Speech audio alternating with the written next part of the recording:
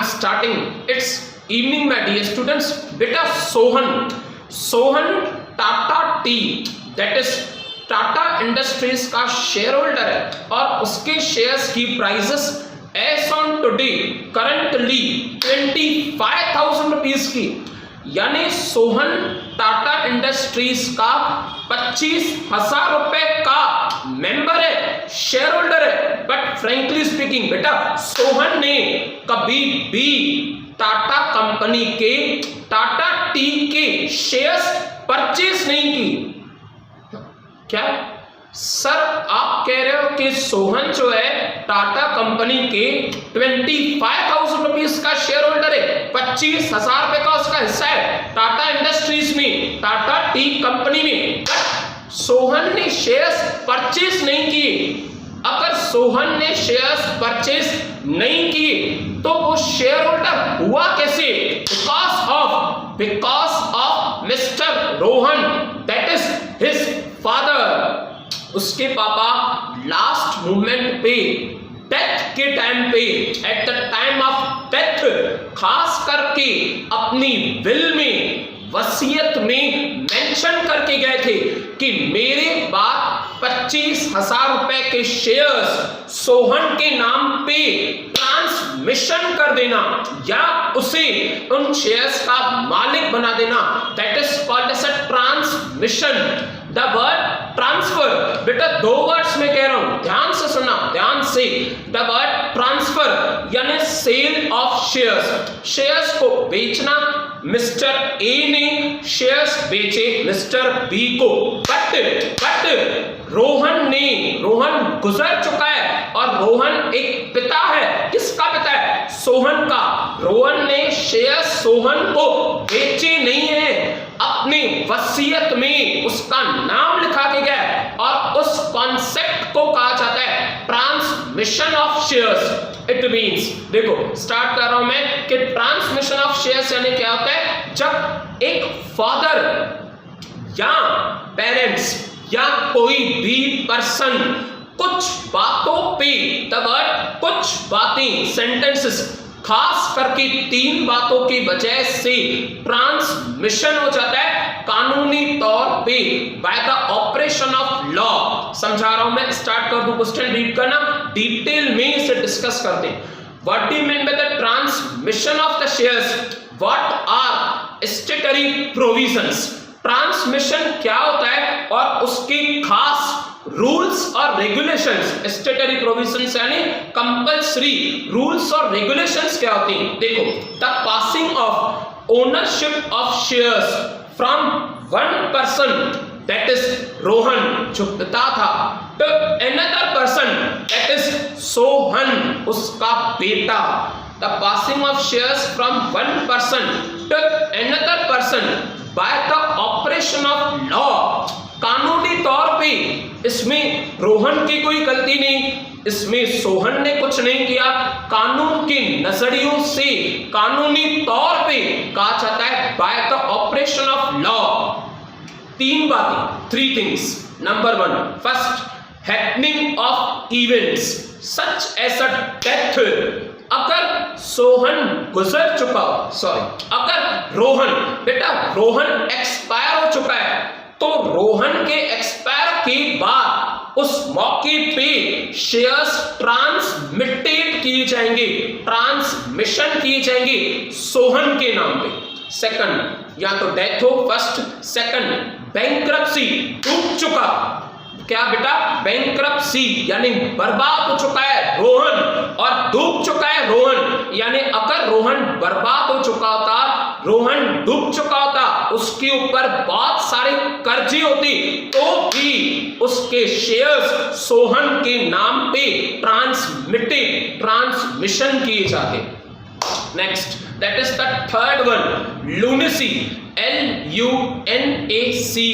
The word lunacy, mentally challenged person. देखो बेटा, अगर किसी शेयर होल्डर की ऐसी सिचुएशन आ जाए जो वो बात नहीं कर सकी, समझ नहीं सकी, मेंटली रिटायर्ड, उसे ये पता ही नहीं है कि उसने शेयर्स परचेज की, उसकी याददाश्त चली गई है, that is called as a lunacy. आप कह सकती हैं मेंटली रिटार्डेड पर्संस को लूनेसी की कैटेगरी में काउंट किया जाता है। यानी अगर रोहन की मौत हुई है तो भी सोहन को शेयर्स मिलेंगे। अगर रोहन बिजनेस में डूबा होता, इंसॉल्वेंसी, तो भी ये शेयर्स ट्रांसमिटेड किए जाते सोहन के नाम पे। या तो थर्ड, अगर रोहन मेंटली चैलेंज्ड, बातों को समझ नहीं पा रहा है, बीमार हो चुका है, उस डिजीज की वजह से उसकी समझ वो खो चुका है, याददाश्त हो चुका है, तो भी वो शेयर्स ट्रांसमिशन किए जाएंगे सोहन के नाम। तीन बातें बेटा, DIL, क्या फिर से डी, डेथ के टाइम पे या तो डेथ हो, उसके बाद आई दैट इज इंसॉल्वेंसी, डूब चुका है, कर्जे हैं बहुत उसके ऊपर, उसका बिजनेस बंद हो चुका है। L third that is the lunacy, या तो डी हो या तो आई हो या तो एल हो। याद करो सर ने समझा था ट्रांसमिशन यानी कि DIL। इन तीन बातों में से कोई भी एक बात जरूर होनी चाहिए और उस केस में शेयर्स को ट्रांसमिशन किया जाएगा। Starting further, transmission means simply, transmission को आप ट्रांसफर कह सकते हो, बट आपके मर्जी के मुताबिक नहीं, आपके हिसाब से नहीं, कंपनी के हिसाब से भी नहीं, तो बाकी किसके हिसाब से?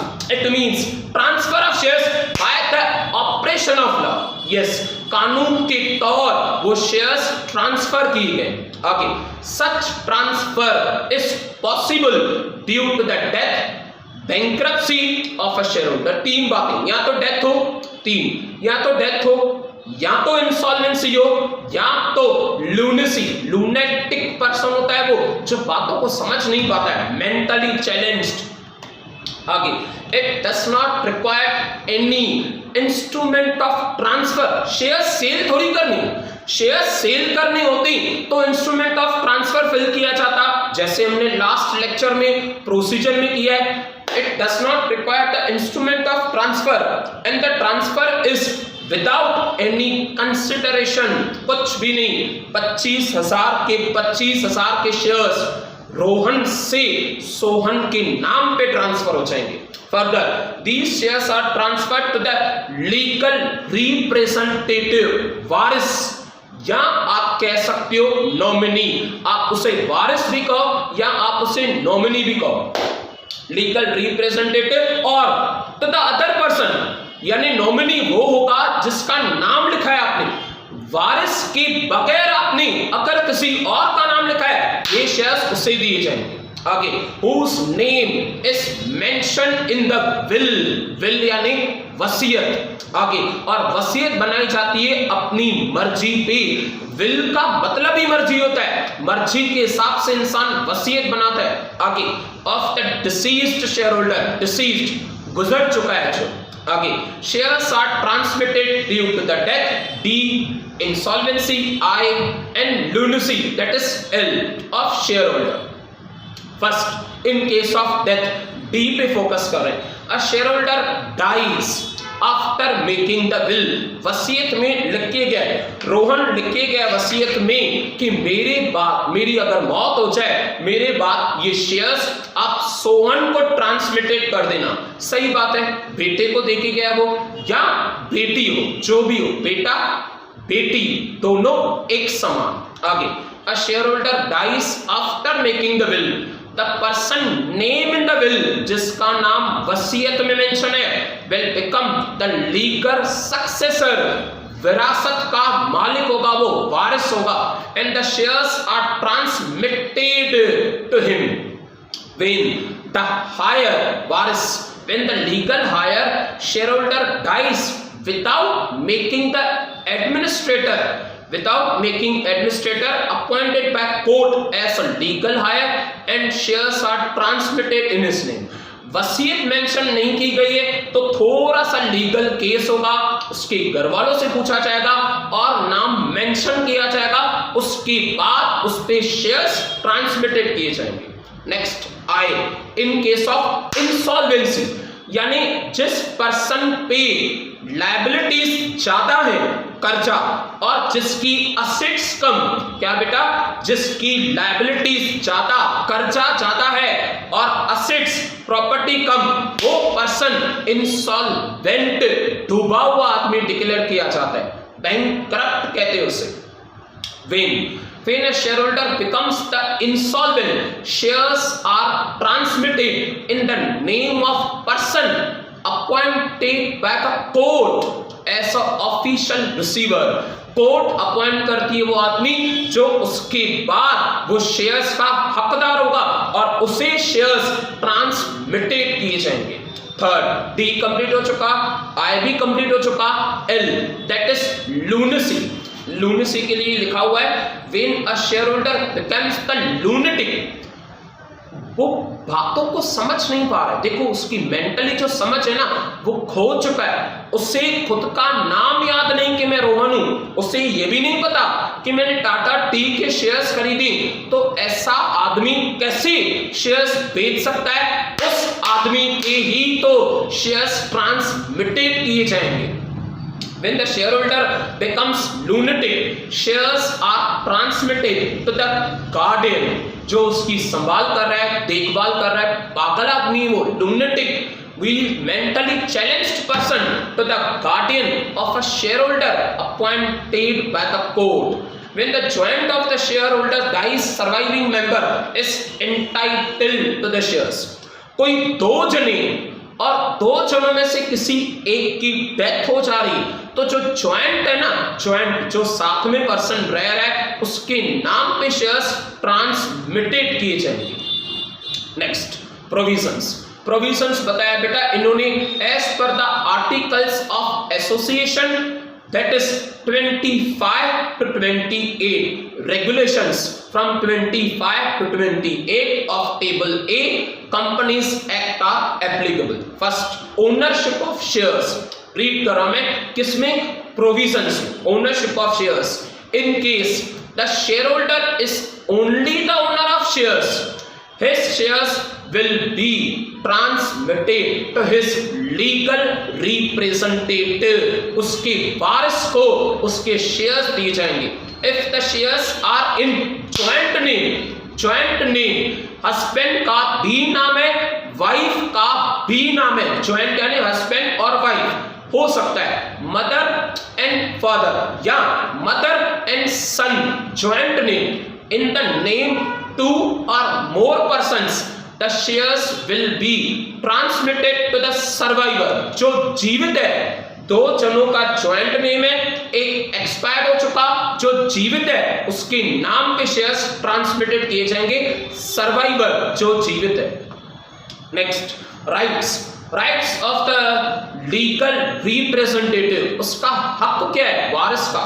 The legal representative has the two options, वारिस के पास दो ऑप्शंस हैं, वारिस यानी मुझे याद आ रहा है सोहन के पास दो बातें, या तो देखो, या तो सोहन अपने पास 25,000 रुपए के शेयर्स रखेगा यानी बेटा कैसे, या तो वो अपने पास वो 25,000 रुपए के शेयर्स रखेगा और आइदर वो शेयर होल्डर खुद बनेगा और वो 25,000 के शेयर्स मार्केट में बेचना चाहेगा और उसकी जगह उसे 25,000 रुपए मिल जाएंगे। देखो मैं रीड कर रहा हूं, either to continue as a share holder for he can transfer shares, उसके पिता से लेके उसके नाम पे, खुद के नाम पे शेयर्स ट्रांसफर हो जाएंगे, फिर वो ओनर हो जाएगा 25,000 का। The procedure of transfer of shares is like ordinary shares. But अगर वो बेचना चाहता है और अगर he wants to continue to remain the shareholder, he will enjoy all the rights of those shares. अगर वो बेचना चाहता है तो उसे ट्रांसफर करने होंगे, अगर खुद रहना चाहता है हकदार शेयर होल्डर तो उसे सारे हक मिलेंगे उस शेयर होल्डर की, यानी 25,000 रुपए के पीछे उसे डिविडेंड भी दिया जाएगा, उस मीटिंग में भी अटेंड करेगा, उसे वोट का भी हक होगा, सारे वो राइट्स होंगे जो एक नॉर्मल शेयर होल्डर को दिए जाते हैं। नेक्स्ट, थर्ड, नोटिफिकेशंस की अगर बात करें तो लिखा हुआ है the legal representative should inform the company about this decision. देखो बेटा, आप सोचो कि कंपनियों की नजरे से, उस टाटा टी के नजर से उसके लाखों शेयर होल्डर्स हैं, लैक्स ऑफ शेयर होल्डर्स, उन्हें सपना तो नहीं आएगा कि रोहन एक्सपायर हो चुका है, उन्हें सपना तो नहीं आएगा कि सोहन अपने नाम पे शेयर्स ट्रांसमिटेड कराना चाहता है। सोहन को, उस वारिस को लिख के देना होगा इन रिटन एप्लीकेशन कि मेरे नाम पे शेयर्स ट्रांसमिटेड किए जाए। The legal representative should inform the company about this decision. Either या तो वो शेयर्स बेचना चाहता है या तो वो कंटिन्यू करना चाहता है as a Tata tea share holder, either wants to himself as a registered member, खुद शेयर होल्डर होना चाहता है, या तो वो शेयर्स बेचना चाहता है, transfer to some other person. Next, powers. Top of the top authority that is board of directors. बेटा, बोर्ड ऑफ डायरेक्टर्स के हाथ में ही अथॉरिटी होती है कि वो शेयर्स को ट्रांसमिटेड होने दे रहे हैं या उसे रिफ्यूज कर रहे हैं, वो उनके पास अथॉरिटी है, powers of board. If the legal representative does not inform anything to company, board may be send a notice to choose the option. आगे, if after sending the notice is also concerned person does not inform within notice 90 days, company ने dividend declare किया है, बहुत time हो चुका है, काफी वक्त हो चुका है, रोहन डिविडेंड कलेक्ट करने नहीं आया, कंपनी उसे नोटिस भेज रही है, उनके घर पे आप रिप्लाई दो कि डिविडेंड कलेक्ट क्यों नहीं किया आपने। अगर उन्होंने 90 डेज के अंदर, within limit of 90 days नहीं बताया, the board may withhold payment of dividend, bonus और money payable on these shares. यानी बोर्ड ऑफ डायरेक्टर्स उस पे डिविडेंड देना होगा या बोनस देना होगा, वो देना रोक देंगे हाल फिलहाल के लिए, जब तक उन्हें इन्फॉर्म नहीं किया गया कि रियल शेयर होल्डर ने ये डिविडेंड कलेक्ट क्यों नहीं किया। Powers of the board.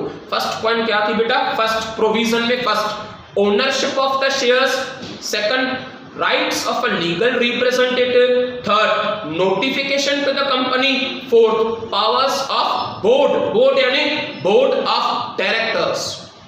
Last, quote of the day. बेटा, कोट ऑफ द डे के बाद हमारा लेक्चर सक्सेसफुली कंप्लीट हो जाएगा। देखिए, यदि आप प्रयास करने के बावजूद भी असफल हो जाए, आप प्रयास करने के बावजूद भी असफल हो जाए तो भी आप उस व्यक्ति से हर हाल में बेहतर रहेंगे, हर हाल में बेहतर महसूस करेंगे जिसने बिना प्रयास किए, बिना कोशिश किए सफलता हासिल की। देखो बेटा, एग्जाम्पल, आपने काफी बार रिटन प्रैक्टिस की, काफी बार टेस्ट देने से पहले आपने आंसर्स को लिखा है, आपकी लिखावट है, आपने मेहनत की, लाइट बंद में भी, घर की तकलीफों में भी आपने रजिस्टर्स फिल की, आपका टारगेट था 90% टच करने का, आपके फ्रेंड ने आपसे कम मेहनत की, थोड़ी सी कम, आप ज्यादा कर रहे हो, उसने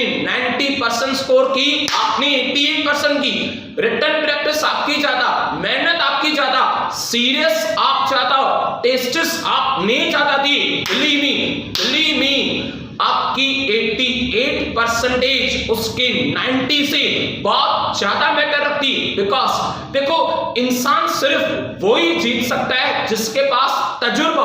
आपको पता था कि आपकी मिस्टेक्स कहां पे हो रही है, आपको पता था रिटन प्रैक्टिस के टाइम पे या याद करने के टाइम पे आपकी कमजोरी क्या है, बस कमजोरियों को परखना है और उन्हें माइनस पॉइंट में से प्लस पॉइंट बनानी। 88% या 98% एक बहाना है, that is just a reason, एक रीजन है। एक्चुअली तो आपको सफलता की ओर जाना है, आपका फ्यूचर आपके लिए वेट कर रहा है। यस, 100%। यदि आप प्रयास करने के बावजूद भी असफल है उस व्यक्ति से जिसने कोई प्रयास नहीं किया, तो भी आप हर हाल में उससे बेहतर है, क्योंकि आपके पास तजुर्बा है, an experience comes from the bad experience. That's sufficient for today. We'll again continue tomorrow. Bye. Take care. Have a nice day.